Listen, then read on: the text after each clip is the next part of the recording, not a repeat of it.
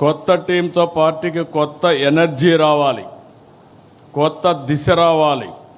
కార్యకర్తే అధినేత అనేది కేవలం స్లోగన్ కాదు, ఇది మన సిద్ధాంతం. ఆచరణలో చేసి చూపించాం.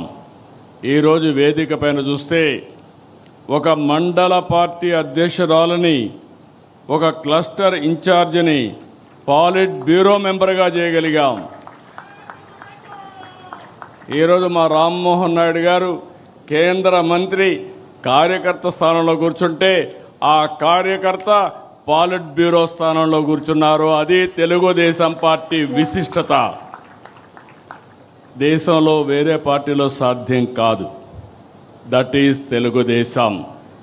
ఏదైతే చెప్పామో దాన్ని నిరూపించుకుంటున్నాం. పార్టీ ఆవిర్భావం నాడు ఎంత ఫ్రెష్ లుక్ ఉందో, అది 40 ఏళ్ళు వచ్చినా అదే ఫ్రెష్ లుక్ ఇప్పుడు కూడా కనిపిస్తుంది.